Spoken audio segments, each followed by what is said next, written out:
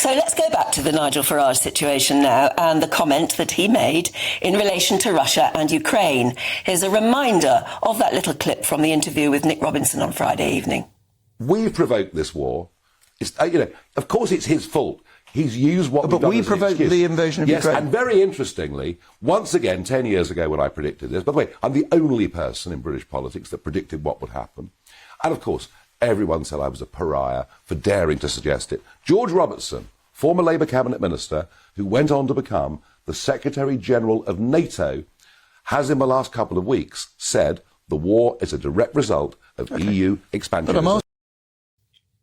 Well, in response, the Ukrainian President Volodymyr Zelensky said Mr. Farage had been infected by the virus of Putinism.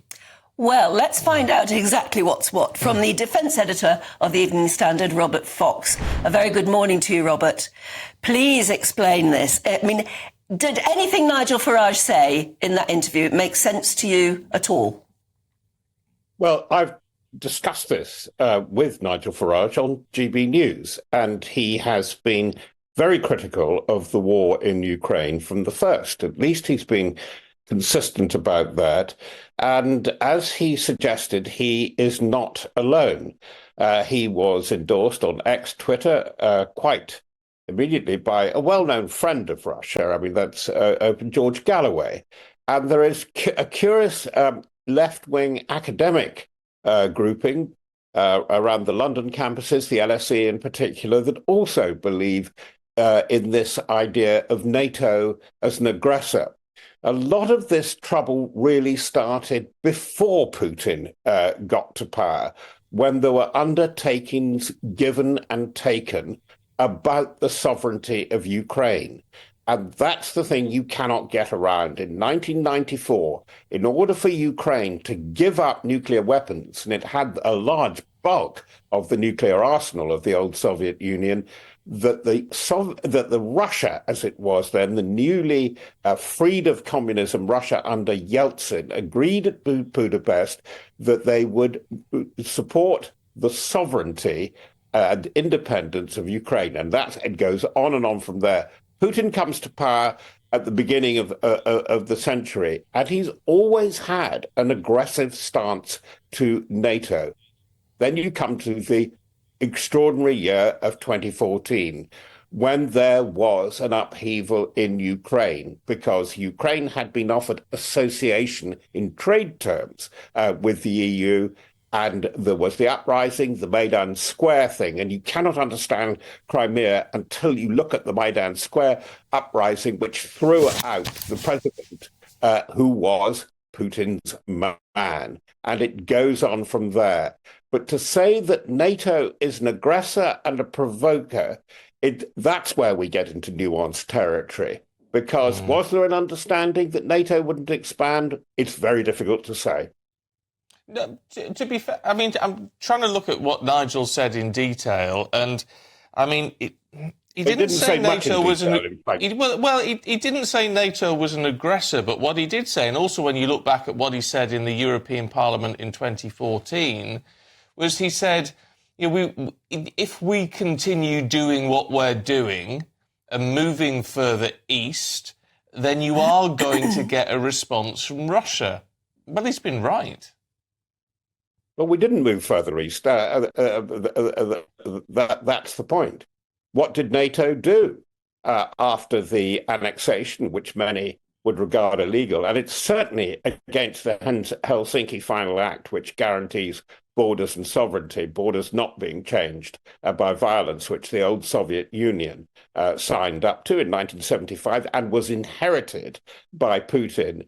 And what did the NATO powers do? Not as NATO, not necessarily as the EU, but they tried to get a ceasefire through the Minsk agreements. So I'm afraid, Steve, no, you can't have it that way. It isn't. It is so nuanced that to call NATO a provocateur, yes, you would see it. That is Putin. That is a part of the essence of Putinism.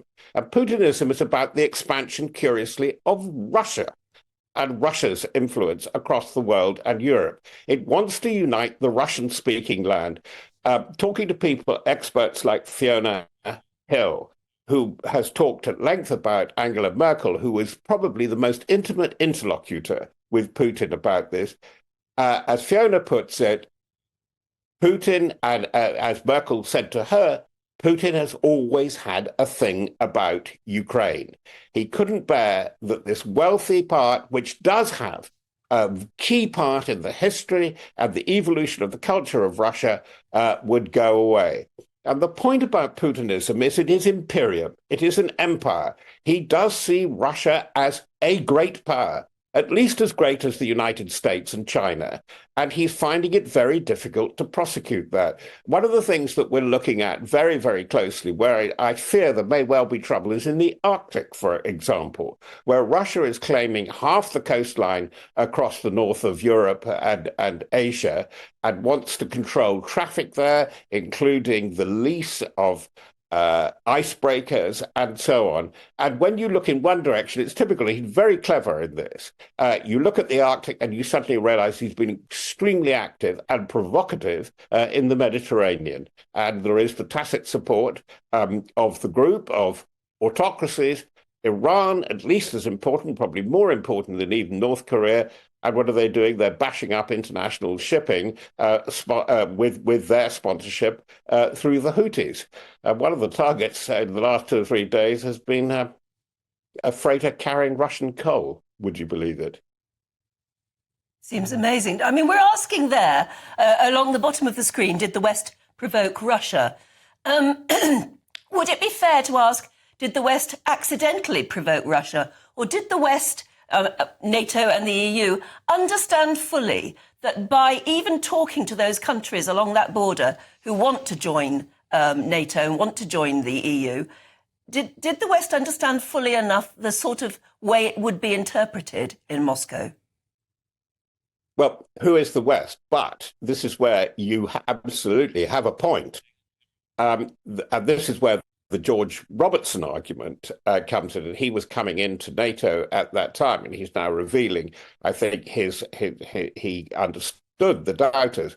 And it's really when the Baltics joined, Estonia, Latvia, Lithuania, really close to, almost in the suburbs, one of them, of Greater St. Petersburg, was this seen as a provocation so far? I will say a very senior NATO general, and one of the most thoughtful, did say to me he wondered whether this was going to be a false prospectus, because that would mean that if there was any kind of deliberate attack, and there have been cyber attacks on these nations, became quite quickly full members of NATO. Under Article 5, an attack on one would mean a defence by all, including the UK. And that's where things get really quite murky. The messaging, I think, was extremely bad. And now this is where I am sympathetic to some of the approach of Nigel Farage, because I think that this is really the big question from this. I'm going to do a Farageism on you now, which almost no one is asking. What is NATO about to do now and can do over Ukraine and the widening crisis, the cluster crises? Because as I said, it's a group of satellites of crises. We've got the Middle East going on, we've got potentially the Arctic, and it has been linked by China to the destiny of the South China Sea and therefore Taiwan. I fear we're already in a neo-war.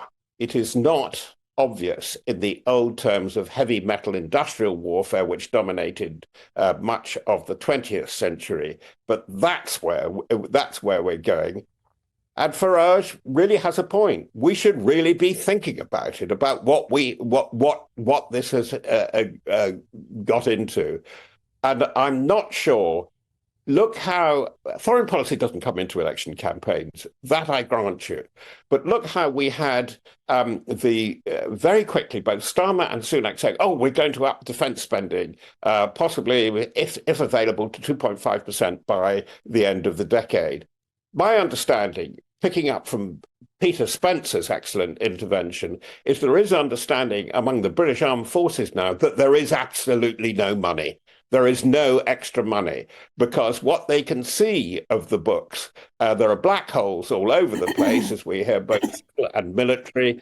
And this is going to be a massive problem for the new government, and it happens within a week, because they have to go to NATO, to the big anniversary summit in Washington, where they have to decide on a thing that they haven't really had up to now, a civil and military strategy for Ukraine. Not one for next month, but for the next 4 years. OK. Robert, appreciate your time and your perspective. Thank you very much indeed. How thoroughly depressing. But at least we know more. We do know more, but it's quite interesting, isn't it? I mean, the issue you've got, loads of you getting in touch already on this morning, saying Farage is right, the more he's bashed, the more we're determined to vote for him. Robert sort of disagreed with half of what he was saying, and then agreed to agree. And so Nigel clearly has a point. It's just, but as we keep saying, it's a nuanced situation. I certainly think that we do need to fully and further understand Russia's perspective. Yes. It's not to say I think what Russia has done is right. I absolutely don't. But if you don't understand how they're thinking, how do you combat it?